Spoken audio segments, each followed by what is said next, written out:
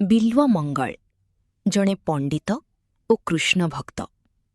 କିନ୍ତୁ ସେ ଆସକ୍ତ ହୋଇପଡ଼ିଥିଲେ ଚିନ୍ତାମଣି ନାମକ ଜଣେ ନୃତ୍ୟାଙ୍ଗନା ପ୍ରତି।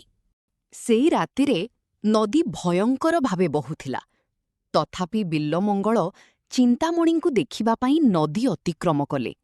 ସକାଳେ ସେ ଜାଣିଲେ ଯାହାକୁ ସେ କାଠ ଭାବି ଧରିଥିଲେ ସେ ଥିଲା ଏକ ମୃତଦେହ।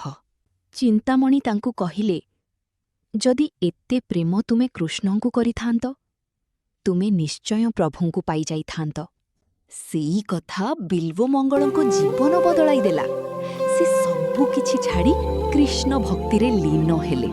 କିନ୍ତୁ ମନର ଭିତରେ ଏବେ ମଧ୍ୟ ଚାଲୁଥିଲା କାମନାର ସଂଘର୍ଷ। ଏକଦିନ ସେ ଦେଖିଲେ ଜଣେ ସୁନ୍ଦରୀ ନାରୀକୁ। ତାଙ୍କ ସୌନ୍ଦର୍ଯ୍ୟ ଦେଖି ବିଲ୍ୱମଙ୍ଗଳଙ୍କ ମନ ପୁଣି ଅଶାନ୍ତ ହୋଇଯାଇଥିଲା। ସେ ନିଜକୁ ରୋକିପାରିଲେ ନାହିଁ ଏବଂ ସେଇ ନାରୀଙ୍କ ପଛେ ପଛେ ଯାଇ ପହଞ୍ଚିଲେ ତାଙ୍କ ଘରକୁ। ସେଇ ନାରୀଙ୍କ ସ୍ୱାମୀ ଭକ୍ତିଭାବରେ ବିଲ୍ୱମଙ୍ଗଳଙ୍କୁ ସ୍ୱାଗତ କଲେ। ସେତେବେଳେ ବିଲ୍ୱମଙ୍ଗଳ ବୁଝିଗଲେ ତାଙ୍କ ମନ ଏବେ ମଧ୍ୟ ମାୟାରେ ବନ୍ଧା। ବିଲ୍ୱମଙ୍ଗଳ କହିଲେ, ଏହି ଆଖି ମୋତେ ପ୍ରଭୁଠାରୁ ଦୂରେଇ ନେଉଛି। ଏବଂ ସେ କଲେ ଏକ ଭୟଙ୍କର ତ୍ୟାଗ।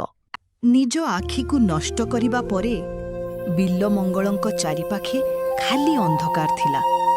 କିନ୍ତୁ ହଠାତ୍ ସେ ଶୁଣିଲେ ବାଂଶୀର ଶବ୍ଦ। ପ୍ରଭୁ କୃଷ୍ଣ ସ୍ୱୟଂ ପ୍ରକଟ ହେଲେ ଏବଂ କହିଲେ, ଯେ ମୋ ପାଇଁ ସବୁ ତ୍ୟାଗ କରେ, ମୁଁ ତାଙ୍କୁ କେବେ ଛାଡ଼େନି।